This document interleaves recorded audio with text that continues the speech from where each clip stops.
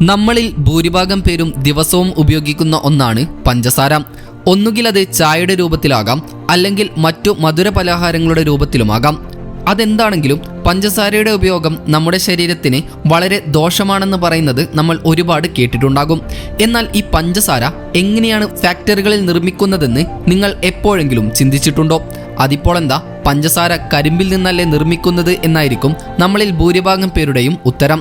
എന്നാൽ പറയുന്ന പോലെ അതത്ര എളുപ്പമല്ല എന്നുള്ളതാണ് സത്യം. അപ്പോൾ എങ്ങനെയാണ് ഫാക്ടറികളിൽ പഞ്ചസാര നിർമ്മിക്കുന്നത് എന്നാണ് ഈ വീഡിയോയിലൂടെ നമ്മൾ വിശദമായി മനസ്സിലാക്കാൻ പോകുന്നത്. സോ നമുക്ക് നേരെ വീഡിയോയിലേക്ക് കടക്കാം. കരിമ്പിൽ നിന്നാണ് നമ്മൾ ഉപയോഗിക്കുന്ന പഞ്ചസാര നിർമ്മിക്കുന്നത് എന്ന് മുൻപേ സൂചിപ്പിച്ചല്ലോ. കരിമ്പ് ഉപയോഗിച്ചല്ലാതെയും പഞ്ചസാര നിർമ്മിക്കാൻ സാധിക്കുമെന്നതാണ് മറ്റൊരു വസ്തുത. ഏതായാലും കരിമ്പ് ഉപയോഗിച്ചുള്ള പഞ്ചസാരയുടെ നിർമ്മാണത്തിൻ്റെ ആദ്യത്തെ സ്റ്റെപ്പ് എന്ന് പറയുന്നത് കരിമ്പ് അഥവാ ഷുഗർ കെയിൻ വിളവെടുപ്പാണ്. ലോകത്ത് ഏറ്റവും കൂടുതൽ കരിമ്പ് ഉൽപ്പാദിപ്പിക്കുന്ന രാജ്യം എന്ന് പറയുന്നത് ബ്രസീലാണ്.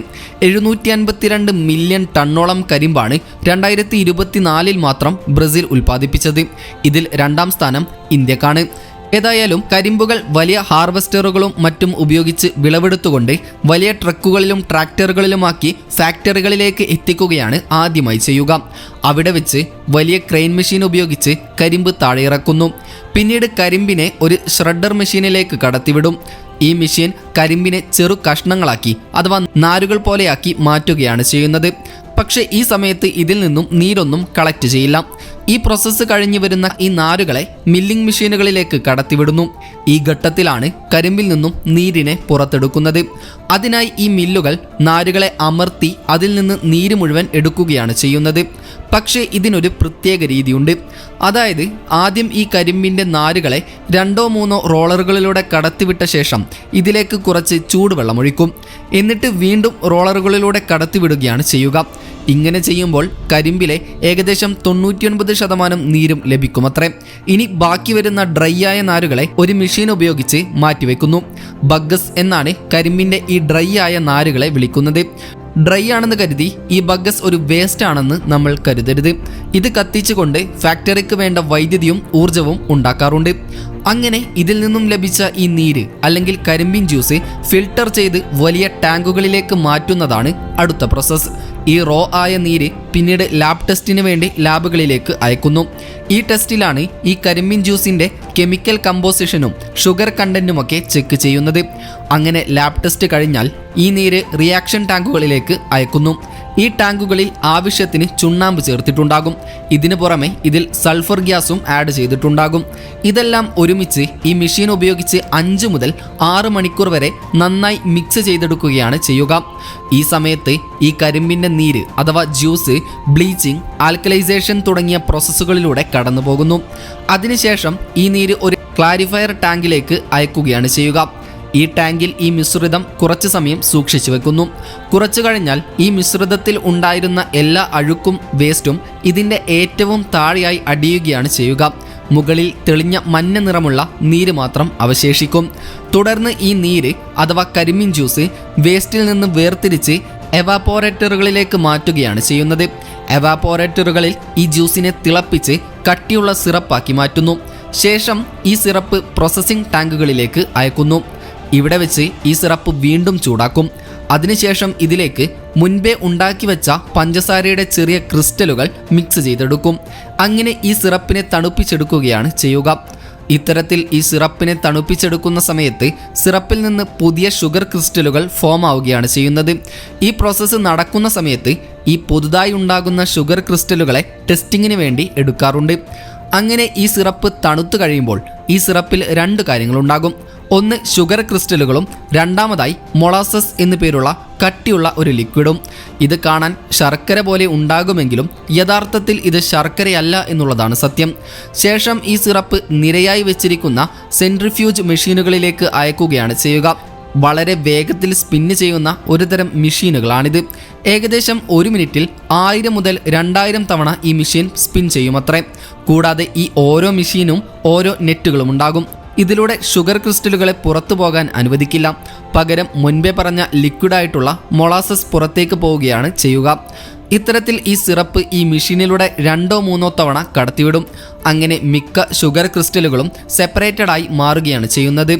ഇതിനുശേഷം ഈ ഷുഗർ ക്രിസ്റ്റലുകൾ ശേഖരിച്ച് മെഷീനുകളുടെ സഹായത്തോടെ ഒരു ഡ്രയറിലേക്ക് അയക്കുന്നു. ഈ ഡ്രയറിൽ അവ ചെറിയ ചൂടിൽ ഉണക്കിയെടുക്കും. ഉണക്കിക്കഴിഞ്ഞാൽ നമുക്ക് കിട്ടുന്ന ഇളം തവിട്ട് നിറമുള്ള പ്രൊഡക്റ്റ് പഞ്ചസാരയാണെങ്കിലും ഇതിനെ റോ ഷുഗർ എന്നാണ് പറയുന്നത്.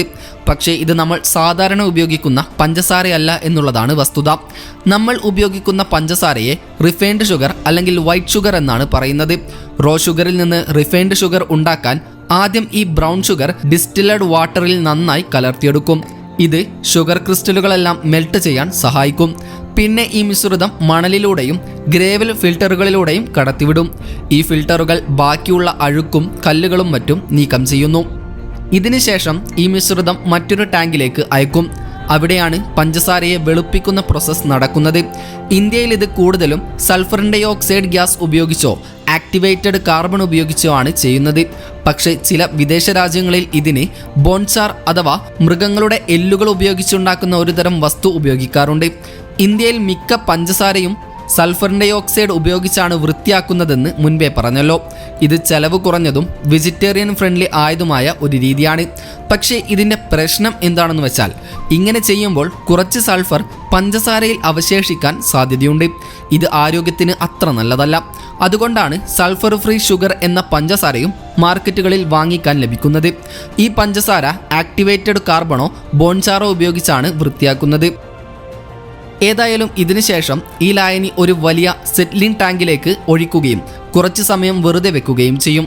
ഈ സമയത്ത് സൾഫർ ഡൈ ഓക്സൈഡോ ആക്ടിവേറ്റഡ് കാർബണോ ഇതിലുള്ള മുഴുവൻ കളറും വലിച്ചെടുക്കും. ഇത് ലിക്വിഡിനെ തെളിഞ്ഞതും വെളുത്തതുമാക്കി മാറ്റുകയാണ് ചെയ്യുക.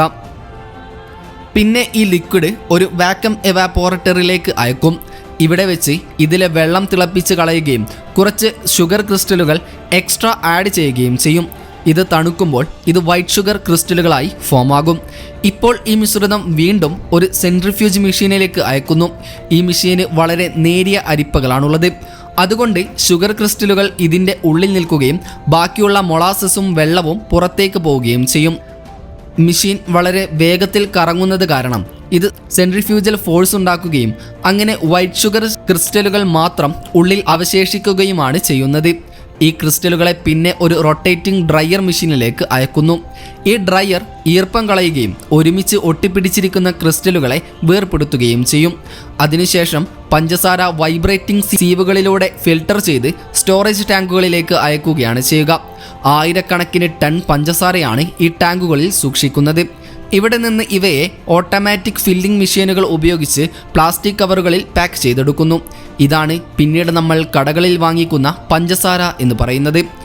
അന്നജം, ഊർജം, കലോറി എന്നിവ അമിതമായി അടങ്ങിയിരിക്കുന്നതിനാലും നമ്മുടെ ശരീരത്തിന് ആവശ്യമായ പോഷകങ്ങൾ ഇല്ലാത്തതിനാലുമാണ് പഞ്ചസാരയുടെ ഉപയോഗം തീർത്തും ആരോഗ്യകരമല്ല എന്ന് വിദഗ്ധർ ചൂണ്ടിക്കാണിക്കുന്നത്. ഗുരുതരമായ ജീവിതശൈലി രോഗങ്ങൾ ഉള്ളവർ പഞ്ചസാര നിയന്ത്രിതമായി മാത്രം ഉപയോഗിക്കേണ്ടത് അനിവാര്യമാണ്. പല വികസിത രാജ്യങ്ങളിലും ആഹാരവസ്തുക്കളിൽ പഞ്ചസാര ചേർക്കുന്നതിന് നിയന്ത്രണങ്ങൾ വരെ ഏർപ്പെടുത്തിയിട്ടുണ്ട്. പഞ്ചസാര നിയന്ത്രണത്തിന് വേണ്ടി ഷുഗർ ടാക്സ് അഥവാ പഞ്ചസാര നികുതി ഏർപ്പെടുത്തിയ രാജ്യങ്ങളും ധാരാളമുണ്ട് എന്നതാണ് സത്യം. അപ്പോൾ തന്നെ പഞ്ചസാര എത്രത്തോളം അപകടകാരിയാണെന്ന് നമുക്ക് മനസ്സിലാക്കാമല്ലോ. എന്നാൽ ലോകത്ത് ഏറ്റവും കൂടുതൽ വൈറ്റ് ഷുഗർ ഉപയോഗിക്കുന്ന രാജ്യമെന്ന് പറയുന്നത് നമ്മുടെ ഇന്ത്യയാണ്. ഏതായാലും സ്വയം തീരുമാനിക്കാതെ നമുക്ക് നമ്മുടെ ആരോഗ്യത്തെ മെച്ചപ്പെടുത്താൻ കഴിയില്ല. അതുകൊണ്ട് പഞ്ചസാരയുടെ ഉപയോഗം പരമാവധി കുറക്കാൻ തന്നെ നമ്മൾ ശ്രദ്ധിക്കണം. ഏതായാലും ഇപ്പോൾ പഞ്ചസാര എങ്ങനെയാണ് ഫാക്ടറികളിൽ നിർമ്മിക്കുന്നത് എന്നതിനെക്കുറിച്ച് നിങ്ങൾക്ക് വ്യക്തമായൊരു ധാരണ ലഭിച്ചു കാണുമെന്ന് തന്നെ വിശ്വസിക്കുന്നു. അടുത്തതായി എന്തിനെപ്പറ്റിയുള്ള ടോപ്പിക്കാണ് വേണ്ടതെന്ന് കമൻറ്റ് ചെയ്യാൻ മറക്കരുത്. അപ്പോൾ മറ്റൊരു ഇൻഫോർമേറ്റീവായ വീഡിയോയുമായി വരുന്നത് വരെ ഗുഡ് ബൈ.